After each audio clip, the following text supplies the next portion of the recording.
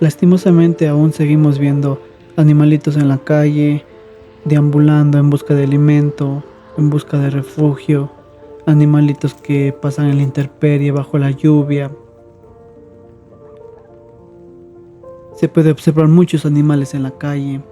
esperando quizás un poco de comida por parte de personas que pasen cerca de ellos,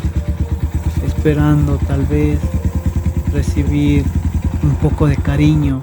por parte de alguna persona que pase por lado de ellos. Bueno, el día de hoy salí a recorrer lugares súper lejanos de la ciudad en busca de algún animalito que quizás se encuentre en la calle y esté necesitando de nuestro apoyo. Aquí estamos recorriendo estos lugares, pero hasta el momento no hemos encontrado